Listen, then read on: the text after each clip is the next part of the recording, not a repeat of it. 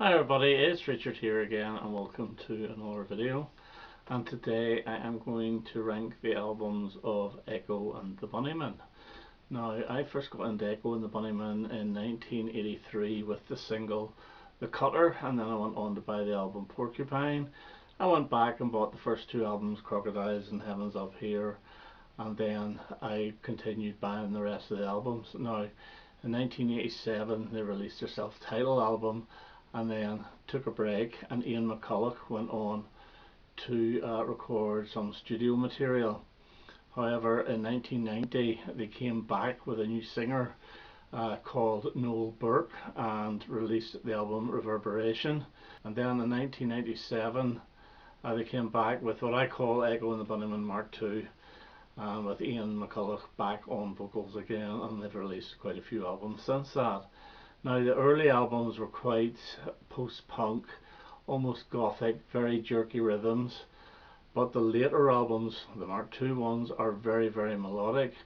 And before I was actually going to do this, I had an idea on what my ranking would be, and it is completely different to what I've actually ended up with. I've lived with these albums now for nearly 2 months, constantly playing them and loving every bit of it.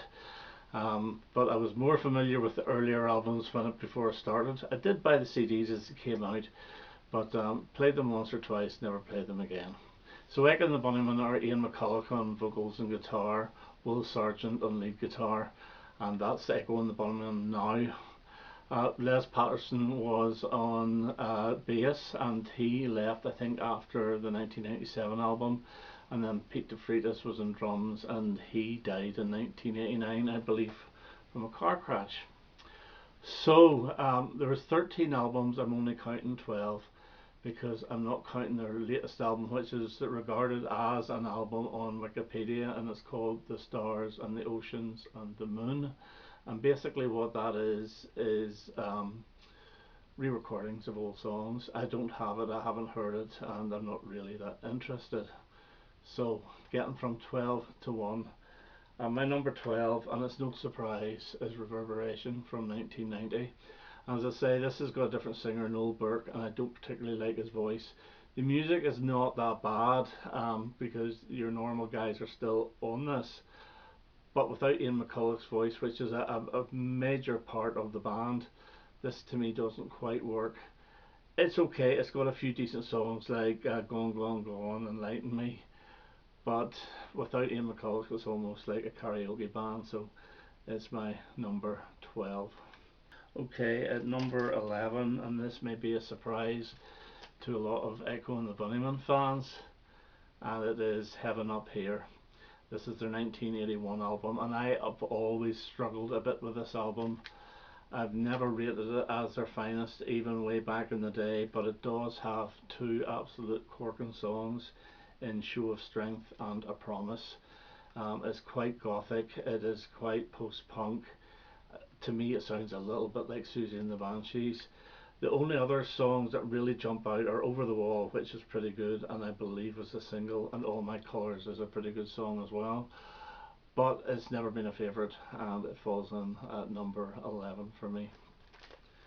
At number 10 is another surprise, and it's the one before it, and it's Crocodiles, the debut album.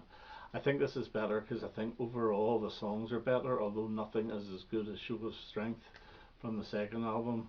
But you have Going Up, which is a good opener, and then Stars Are Stars is one of the better tracks. Crocodiles, a great little song, and my favourite of this is All That Jazz, because I love the way the drums work with the guitar. I think it was extremely good.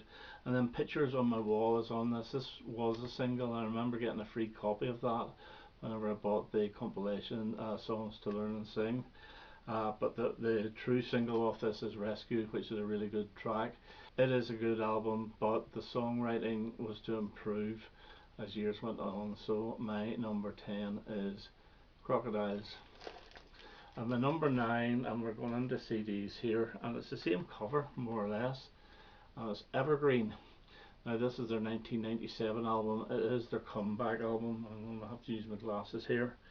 And there's two cracking tracks off this, two singles, Don't Let It Get You Down and Nothing Lasts Forever, which was actually quite a big hit.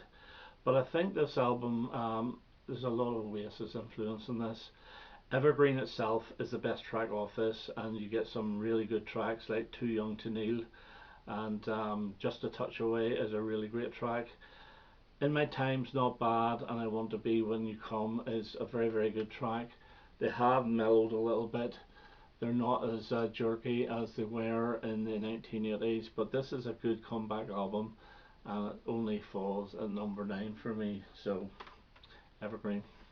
Number 8, and it is their last album, and it's Meteorite, so this is from 2014. And the opening track of this is really, really atmospheric. It's a very, very good song. Holy Moses is not bad, sort of a rocker, and Constantinople is very interesting song. I like the structure of it. Lovers on the Run, which I think was the single. I'm not too sure about the singles of the 2000s, what was released and what wasn't, but it is probably the best track off it. I'm never too keen on Burn It Down, Market Town and New Horizons. It's a good album, slightly better than Evergreen, and it gets my number 8. And at number 7 we have from 1987, and it is Echo the Bunnymen, and the self-titled. Now I need my glasses for this one as well actually. The single off this, two singles, one is The Game, which I absolutely love, and Lips Like Sugar, which is okay. Over You should have been a single, it's absolutely brilliant, it's catchy as hell, and Bedbugs and Ballyhoo is really good fun. All in Your Mind is probably the worst track off this album, and Bombers Bay is great. One thing I will say, two great songs on side 2 are Lost and Found and The Beautiful All My Life. So Echo and the Bunnymen 1987 gets my number 7. At number 6 from 1999, and it is What Are You Going to Do With Your Life? For some reason I've actually got 2 of these CDs. The opening track is so laid back. This is their most laid back album, so it is. It's got a very 60s sound to it, and I don't mean a 60s jingly jangly sound. I mean almost like a crooner type 60s sound with various types of brass in it, and I think it works so well. As I say, the title track is absolutely brilliant, and then you get Rust. Now Rust I think was the single, and it did not great but not too bad. Get in the Car is another laid back track which is really good. Things do sort of perk up a little bit with Lost in You and Morning Sun, but I think it's a fantastic album. It really is that good, and I've played this about 5 or 6 times over the past month or so, and that's the thing about this, it's been so difficult to make this video. I wanted to do it about 3 weeks ago and I still hadn't made my mind up. So at the moment I'm quite happy with what I've got. So number 6 is What Are You Going to Do With Your Life? Number 5, I remember getting this when it came out and being not that impressed, and it is from 2005, and it is Suburbia. And it starts off with a single, Stormy Weather, which is a fine track, but it's not a brilliant opener for me. However, All Because of You Days is absolutely brilliant, and Make Us Blind is also absolutely brilliant. Siberia itself is not a bad track. In the Margins is very good. Scissors in the Sand I believe was also a single, and it is very, very good. It's more jingly jangly than the previous albums, but this is much better than what I thought. I was never that keen on it when I first got it, but playing it over and over again, it really has worked for me. So Siberia is my number 5. Number 4 is the big surprise, because I thought this was going to be my number 1 album, but it's not, and it's Porcupine. And the reason it's not is there's a couple of tracks like My White Devil and the title track that I am not that keen on. However, this does include The Cutter, possibly their best single. Back of Love is a very good single as well. Rightness is a great song, as is Higher Hell, and Gods Will Be Gods is especially good. I love the opener of side 2, Heads Will Roll, which I recently found out was actually a B-side of Never Stop. But this is a really, really good album, and it has fallen a little bit. This is the end of their sort of post-punk, almost gothic-y type music, because the next album really did mellow down. So this is the last one with a real edge to it, and it's my number 4. So still a very, very good album. And at number 3, and from 2001, we have Flowers. And this has a bit of a psychedelic feel to it, especially with King of Kings and Super Mellow Man. But Make Me Shine is so catchy, and then you have the single It's Alright, which is a little bit different for them, and I think it's absolutely excellent. The best track off this, however, is the title track, Flowers. It's one of the best they've ever done. Everybody Knows and Life Goes On, again, really, really good songs, and I enjoyed this when I bought it, but I only played it a few times. But this one has even grown as well, so number 3 is Flowers.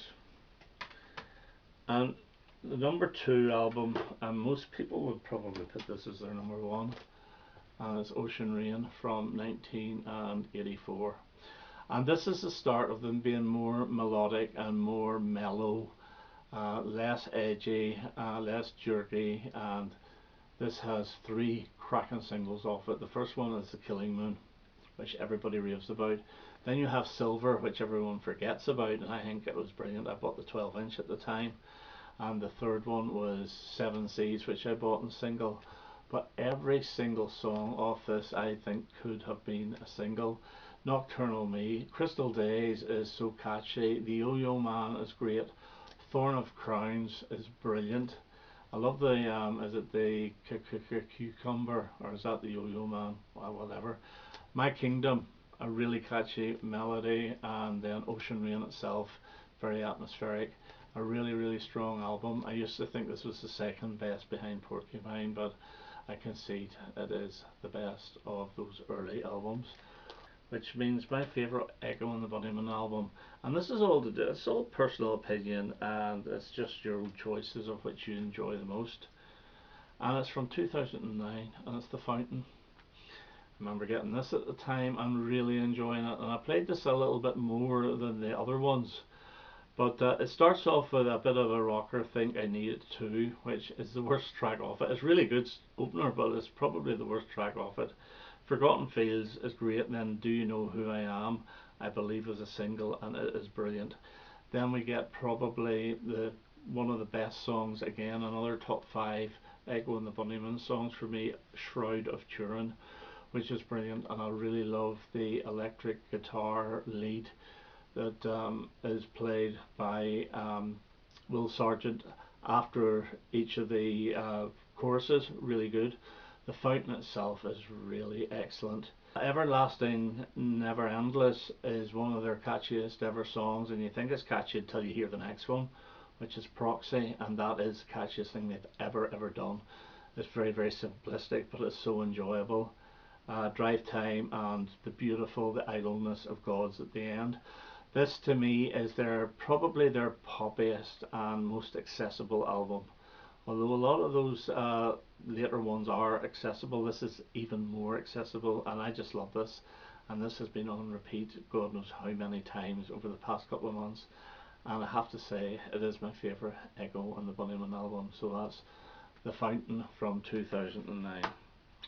Okay, that's my ranking of the Echo and the Bunnymen albums. I know a lot of people will completely disagree with it, and I know a lot of people will think that Crocodiles and Heaven Up Here should be way, way, way, way higher, but it's just the enjoyment I get out of these albums, and I think they've matured with age and got better. So anyway, that's me for now. I hope you enjoyed that, and I hope to have another video quite soon. All the best now. Bye bye.